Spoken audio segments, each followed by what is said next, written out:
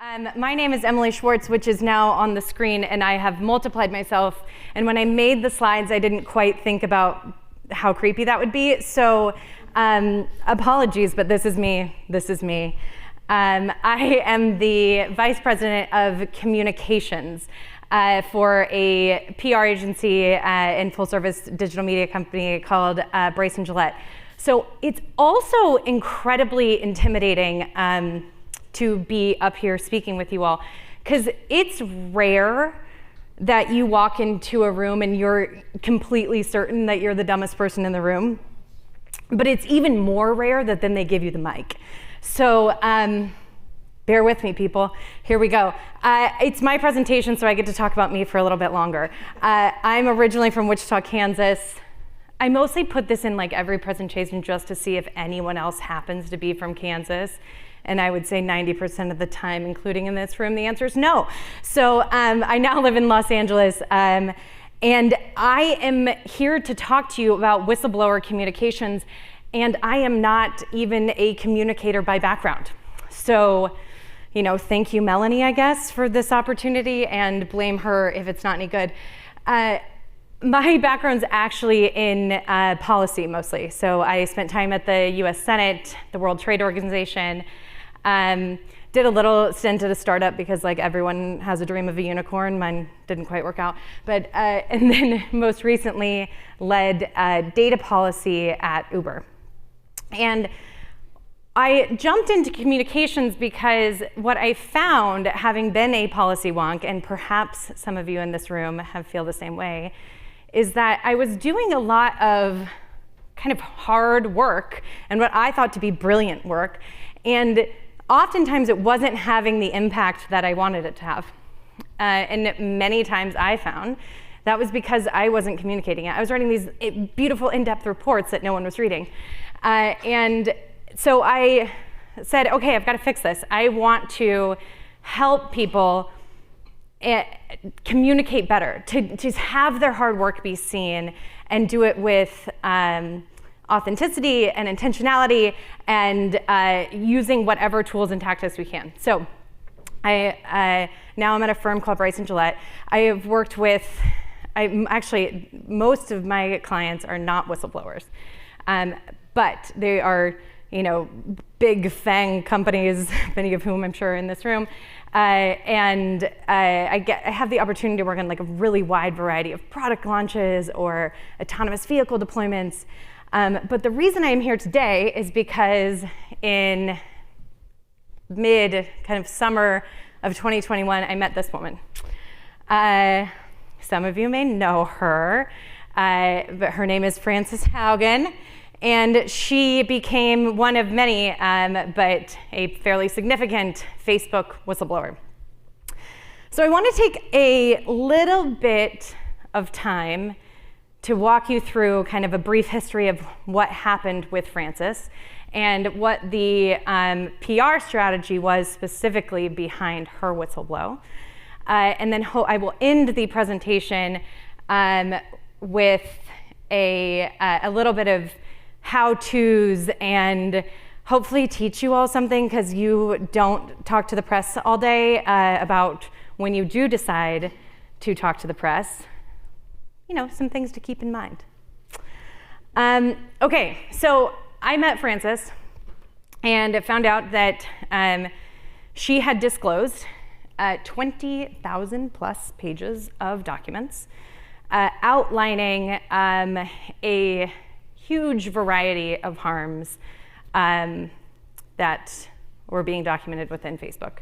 These were things from devastating impact on teen mental health of Instagram, accusations of lying or being deceitful to the investors and oversight board, timeline of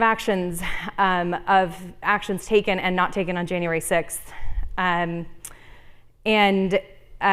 one of the things that was most important to her was really the lack of investment in the safety systems in places outside of English, in non-English speaking countries, leading to real world violence in places like India, Myanmar, and Ethiopia.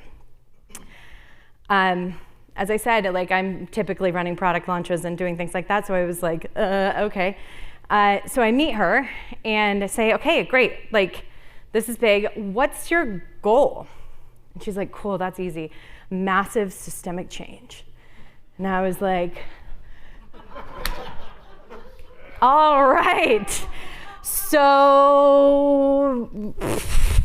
where do we begin? I'll walk you through a bit of a timeline. We basically laid out a plan, right?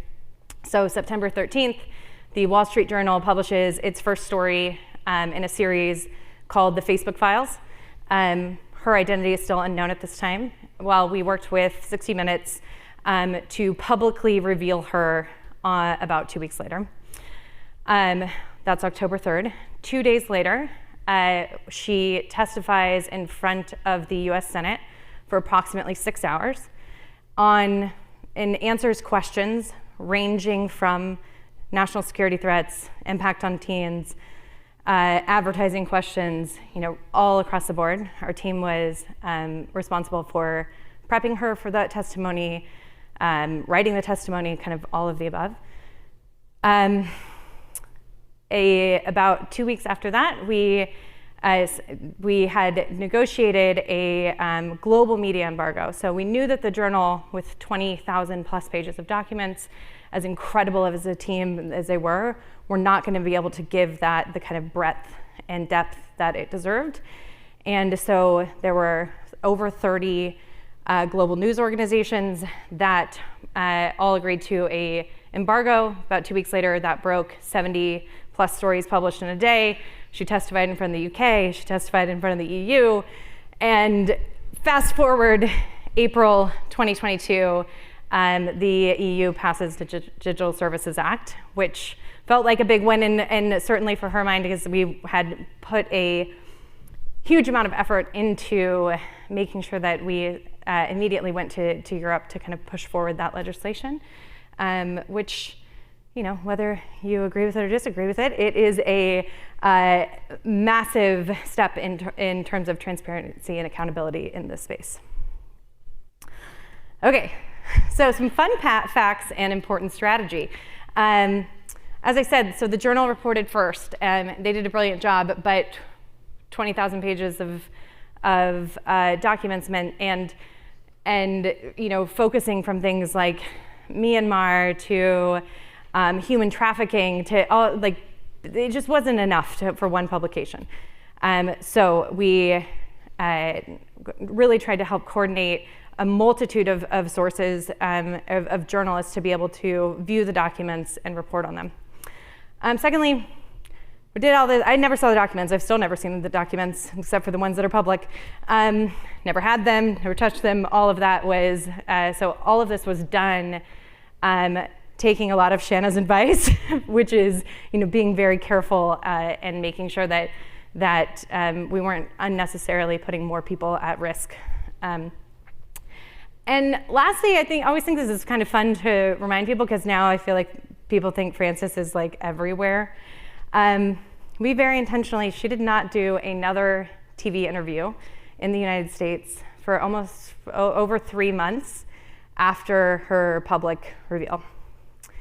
And I bring that up because that choice was not because there wasn't demand. I mean, everyone wanted her.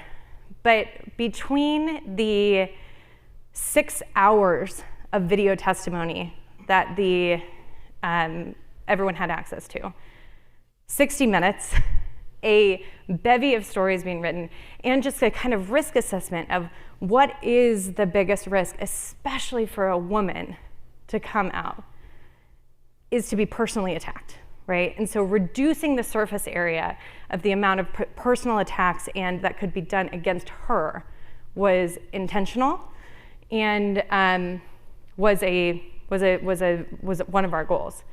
And the documents spoke for themselves. This wasn't like, if Frances came to me and said, my goal is I want to be a celebrity, first of all, I'd be like, there's a much easier way to do that than this. But that wasn't the goal, right? The goal was massive systemic change. And actually, the kind of more that we put out about her, I think the less we would have been able to achieve that. So we didn't do any TV. Okay, this was mostly for me, but if anyone else needs a break, like, feel free. Let's see, how are we doing here on time? Okay, great. Okay, so I want to move on. If you guys have questions about that part, great, we can get there later. But I want to move on and kind of take this up a level to people who, perhaps at some point you will be faced with the incredibly difficult decision to decide to become a whistleblower or not. And I say this because having had many conversations and working with people that are in this, it is a lonely and often brutal decision. And the first thing that I want you to know is that you don't have to be Frances Haugen. You don't have to be Mudge. You don't have to be Edward Snowden. And this is my friend Naomi. She was a whistleblower against the Eric Garcetti in Los Angeles, but she was very public about it. You don't have to be her either. There are hundreds and potentially probably thousands of private whistleblowers who you don't know the names of, and they've achieved their goal, hopefully many of them, without becoming a face of the process. Now, the thing about that is that you have to ask yourself, what is the goal of your whistleblowing? Because it's not going to be fun, regardless. And if your goal is to document events and timeline, or for personal accountability reasons, it's very likely that you can do that without being public. If your goal is massive public pressure and regulatory change, that's going to be real hard to do without being out in the world.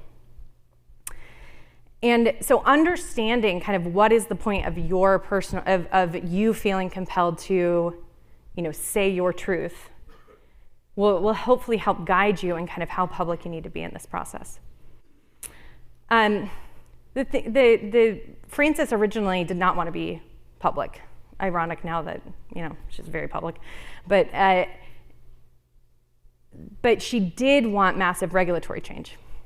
And her legal, her lawyers were very smart to advise her and said, every single time you meet with the senator, you meet with the SEC, you meet with a member of the House, that locus of trust that you have to have grows exponentially. The likelihood of your identity being leaked without you owning that narrative, without you choosing, grows exponentially. So if you want to be in those conversations and you want to be explaining your version of the truth, my recommendation is that you do it very publicly and you try and just own it from the beginning. Because the worst case scenario is that someone leaks it when you didn't want to do it, and then you've lost kind of both things. You all play on the internet. You also have to just assess, how comfortable are you with being a public persona? Because not everyone is going to be on your side about this. And that is an unfortunate truth of this process. Okay, so let's say you're like, I gotta do it. Where do I begin? There are kind of three key players. I'm by far and away the least important in this list is PR. But the journalists and publications that you choose to work with, hugely important. I know Harlow's gonna speak next and can kind of give a lot more insight into kind of what tools you have at your disposal and kind of how you can be smart about working with a publication. Secondly is legal counsel that you trust. And lastly is, a team of PR people, but just professionals that you want, who have been in the trenches before, who have done big public profiles before, and you trust to with your reputation. So and we are by far the least important. I wish it wasn't true, but it was. Okay, a little question. Should I get a lawyer? My answer, probs. And so if you're thinking whoopsie, may have already started this, that's okay. I don't think that you need to get a lawyer anytime you're if you're talking to a journalist about a single story, something like that. you're probably gonna be fine. But in general, here are some folks that I've worked with. There are so many incredible organizations, but I want to point out the top two in particular, Whistleblower and Signals Network. They are nonprofit organizations that are dedicated to providing resources, and sometimes those resources don't come in the form of legal. Sometimes they're personal security or a shoulder to lean on, but just letting you know that there's an ecosystem of folks. Constantine Canada is a legal, they specialize in whistleblower communications. They're a law firm. But there are people that know this space and know this world, and you don't have to be quite as alone in this process with. How am I doing on time here? Okay. Next, selecting a journalist and publication. I mean, Frances was very intentional about working with the journal. And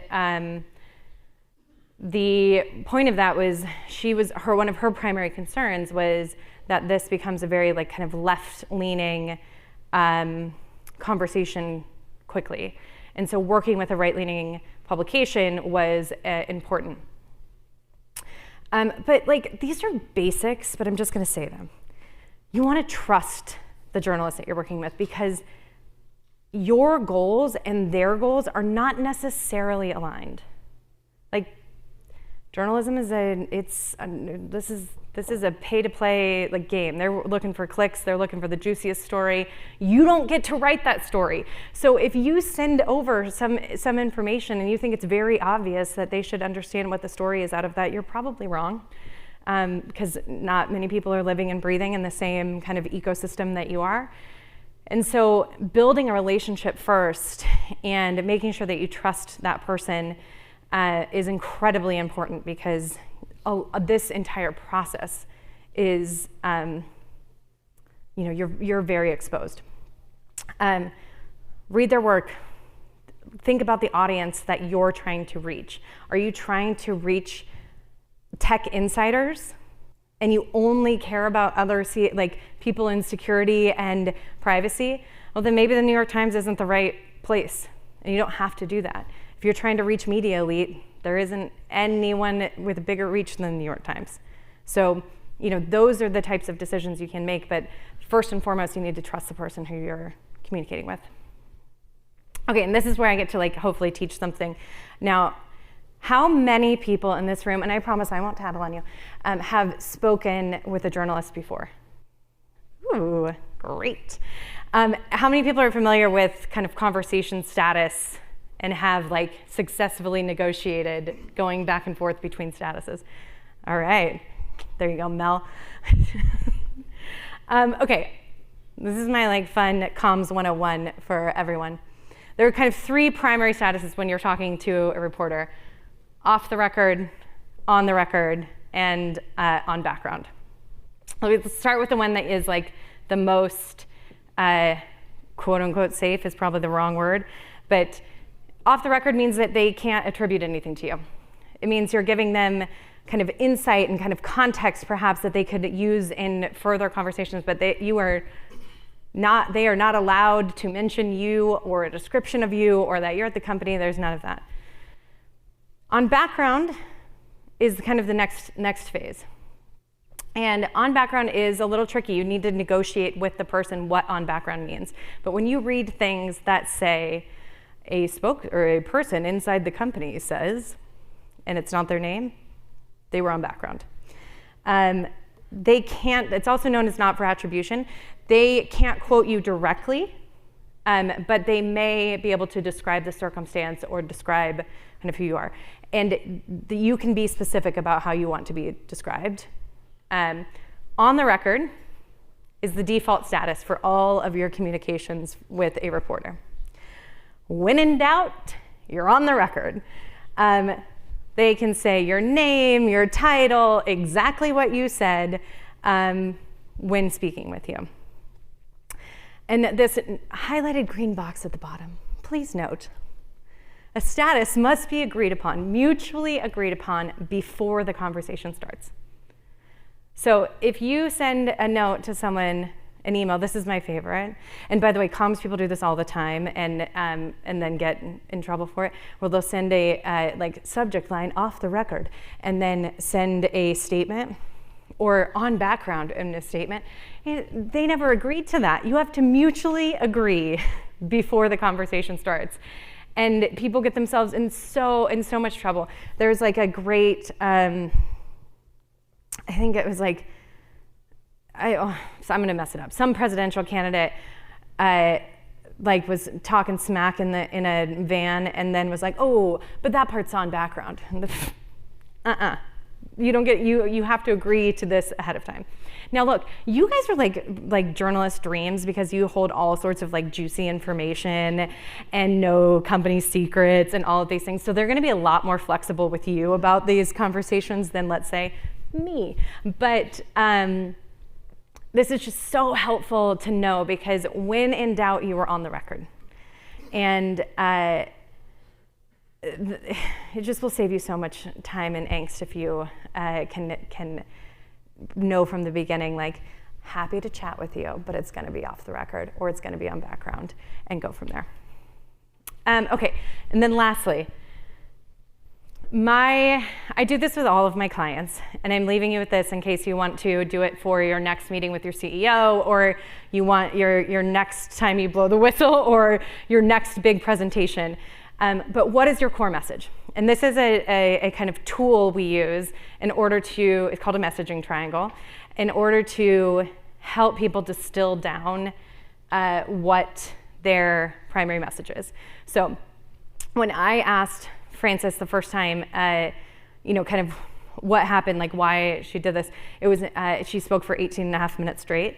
And I was like, cool, that's terrifying. And also, we're gonna get to 90 seconds, girl. Like, we're gonna get there quick. So, and we used this type of framework to get there, right? So you're asking yourself, what is the problem? What is the result that happens because of that problem? And what is the proposed solution? And if you can answer that, you'll end up with like, here's the headline that I want this journalist to write. Here's the headline that I'm seeking to have, and end up with a much cleaner landed story than you've ever thought of before. Okay, I hope none of you ever have to blow the whistle, but if you do, do it well. Good luck.